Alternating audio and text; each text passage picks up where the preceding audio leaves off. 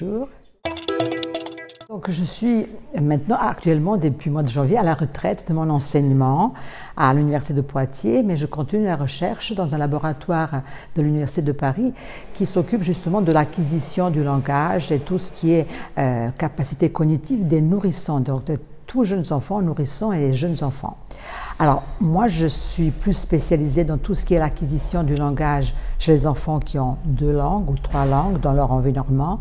Et donc, on essaie de comprendre comment l'acquisition se fait et comment le langage se développe et les langues s'acquièrent et se maîtrisent dans ce contexte. Au début, j'ai fait de la biologie, après j'ai fait de la psychophysiologie, je suis arrivée vers la psycholinguistique et donc c'est plutôt et neurolinguistique, c'est plutôt dans ce domaine que je suis restée, où j'ai fait des études dans ce domaine depuis à peu près une trentaine d'années. Donc c'est un long parcours, surtout que cette recherche sur l'acquisition du langage chez les enfants bilingues, elle est assez récente. Donc les nouveau-nés, dès la naissance, dès les premières heures, ils sont déjà sensibles aux différents aspects du langage, mais pas du langage avec des mots et des significations, mais au son des langues. Donc les enfants sont tout à fait sensibles et capables de distinguer des différences très très fines entre les sons de parole, donc à la parole, et finalement ils sont très sensibles jusqu'à à peu près 6-8 mois à tous les sons de toutes les langues au monde. Vous savez très très bien que chaque langue elle a un éventail de sons qui sont propres à cette langue, et puis il y a des sons d'une autre langue que nous entendons. Moi je suis bilingue moi-même, mais que je ne comprendrai pas, enfin les différences en chinois entre différents tse et tse que nous n'avons pas, comme par exemple les japonais, ils ne peuvent pas distinguer un re d'un le. Il n'y a pas de cette distinction dans leur langue. Alors que les enfants nourrissons jusqu'à 6-8 mois, ils peuvent faire toutes ces différences. Et donc après, à la fin de la première année, l'enfant commence déjà à babiller, à commencer à produire des sons de sa langue, même si ce n'est pas des mots, des baba, dada, qui commencent vers 8, 9, 10 mois à être spécifiques à la langue qu'il va ensuite acquérir. Et à la fin de la première année, donc il commence à se spécialiser un peu plus pour les sons de sa propre langue.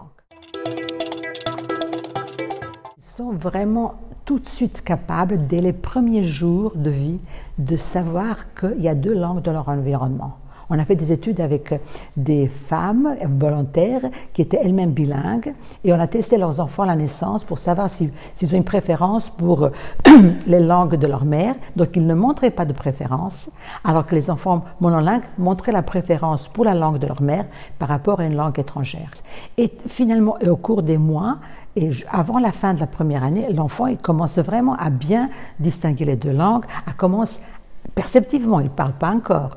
Elle commence à créer des catégories de phonèmes, des catégories phonologiques, de savoir que justement, pour un japonais, disons, anglais, il va déjà faire des catégories de re et le, alors qu'un enfant japonais, il ne pourra plus le faire. Et donc cette sensibilité, cette capacité de connaître et de savoir qu'il y a 2 langues va ensuite lui permettre de construire ces 2 langues au niveau aussi lexical, donc de connaître des mots, de créer des vocabulaires dans les 2 langues, de connaître la grammaire dans les 2 langues et ne pas confondre. Alors ensuite il va commencer à parler et c'est là où finalement les parents et les éducateurs commencent à se rendre compte de certaines éventuelles décalage, de certaines difficultés ou de certains mutismes que les enfants bilingues peuvent manifester quand ils commencent à parler. Pour 90% d'enfants, ça va très bien. Ils n'arrivent pas toujours à construire en parallèle les 2 langues parce qu'ils vivent dans un contexte où très très très souvent il y a une langue qui domine. Donc finalement, ils ont une langue qui domine sur l'autre. Donc les enfants aussi, ils peuvent être meilleurs dans la langue de la famille jusqu'à ce qu'ils rentrent dans une structure du pays où c'est une autre langue. Et ensuite, la langue dominante, ça peut devenir la langue de la structure, la langue du pays. Et cette dynamique entre les 2 langues se produit tout au long de la vie finalement en fonction des contextes, en fonction de la pratique et de l'exposition à chacune des langues.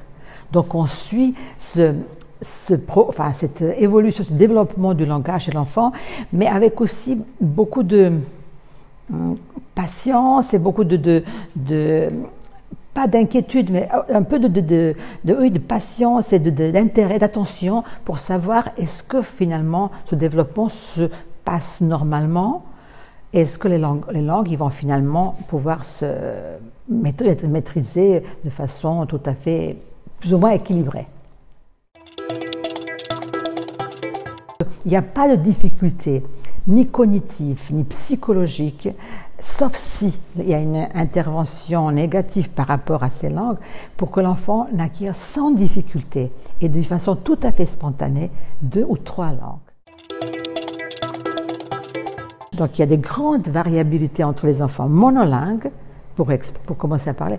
Et chez les enfants bilingues, on sait qu'il y en a encore plus de variabilité. Il y a certains qui se lancent et qui sont très bavards en mélangeant les langues. Alors ça, c'est aussi une question qui donne l'impression que l'enfant, quand il mélange dans son expression des mots d'une langue à l'autre, etc., qu'il y a une confusion dans sa tête. C'est absolument pas vrai.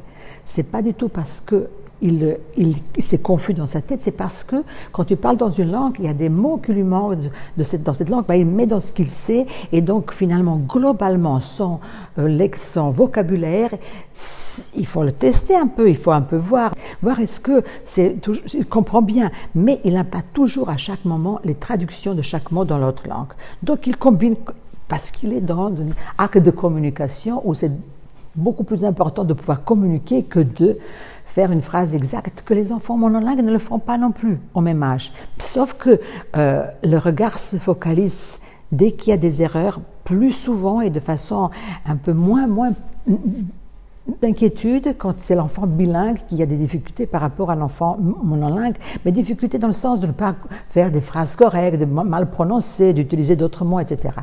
Donc il faut se dire qu'il faut le suivre, il y a des enfants qui vont prendre un peu plus de temps que les enfants monolingues, mais les enfants monolingues, il y en a comme ça aussi, mais qui n'ont pas des déficits particuliers.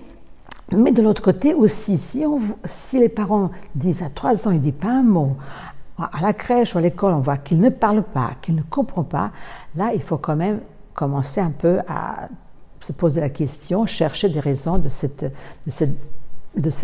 non-expression langagière.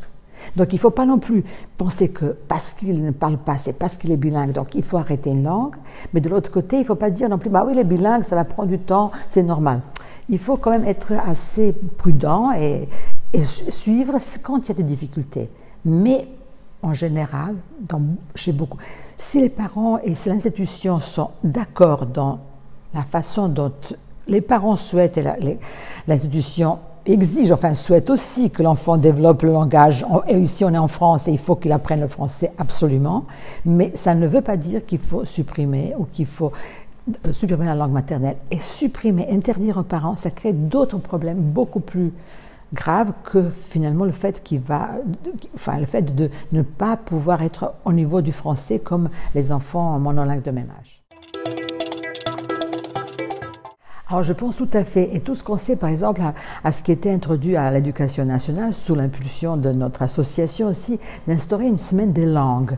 Donc ça se fait maintenant dans les écoles primaires, dans le lycée aussi, par l'initiative finalement de certains professeurs. C'est pas obligatoire, mais il y a beaucoup d'endroits où on le fait et ça donne vraiment des résultats intéressant et vraiment très très positif dans le sens que on prépare un peu cela, mais bon, ça vous êtes au niveau des crèches, donc c'est pas obligatoire que ça soit aussi structuré, mais on consacre une semaine qu'on prépare en avance avec les parents pour pouvoir les inviter donc à l'école, à la crèche, pour mettre des mots dans leur langue, pour lire des petites histoires dans leur langue à tous les enfants.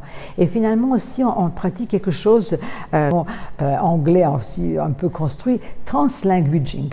Donc, on raconte une histoire en français, évidemment, et puis quelquefois, quand on sait qu'il y a des enfants, surtout à la crèche, qui quelquefois arrivent sans vraiment une bonne maîtrise du français, de toute façon sans maîtrise vraiment du français, puis après, quand ils ont une autre langue à la maison, introduire des mots, demander à l'enfant déjà, pour ceux qui parlent, comment maman dit ça, comment tu dis ça toi, et donc l'introduire dans l'histoire et continuer en français, et puis demander à l'autre enfant comment on dit dans sa langue, et aussi faire venir les parents à lire ces histoires, à raconter un peu pour que finalement l'enfant se sente aussi un peu reconnu.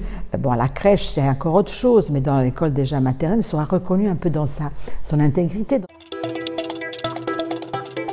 Au niveau cognitif, au niveau du fait que les enfants sont plus attentifs, ils peuvent plus facilement passer d'une chose à l'autre, ils sont aussi très attentifs à une troisième langue, même si c'est pas la langue de leur environnement, mais ils peuvent tout à fait bien saisir qu'il y a une personne qui parle une troisième langue tout petit.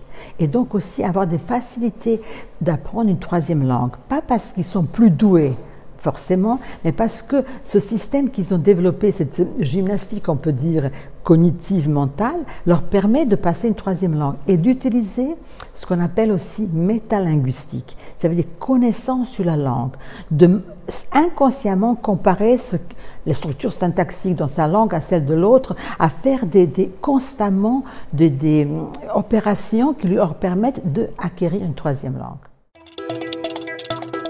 Socialement et culturellement, pouvoir avoir un lien entre la famille, la structure, l'école, etc., ça leur permet aussi de s'ouvrir vers cette école, vers cette société. C'est vrai que toute cette partie qui est cachée, qui est donc la partie du visage, ça on sait, par exemple, il y a des études qui montrent avec une technique qui est tout à fait mise au point, de changement de regard. Où est-ce que l'enfant, on peut regarder vraiment avoir des précisions, où est-ce que l'enfant pose son regard sur le visage de l'interlocuteur adulte. Et au début, l'enfant regarde les yeux, mais déjà 6-8 mois, il commence à regarder la bouche. Et les adultes regardent plus les yeux. Donc il y a un moment où la bouche devient très importante et c'est vraiment vers 6-8 mois où justement il commence à se spécialiser perceptivement pour la langue de son environnement, où il commence aussi à produire des sons qui ressemblent de plus en plus aux sons de la langue maternelle, la langue de l'environnement. Donc c'est vrai, lui ôter le priver de cette information qui vient de la bouche, peut avoir aussi quelques conséquences, mais on sait aussi que les enfants aveugles, ils apprennent aussi à parler. Donc, mais c'est vrai qu'il faut peut-être à ce moment-là plus un peu porter l'attention. Quand on ne parle pas très fort, derrière le masque, on n'entend pas très bien. Donc un peu peut-être à ce niveau faire attention, mais ça tout le monde le fait spontanément, j'imagine.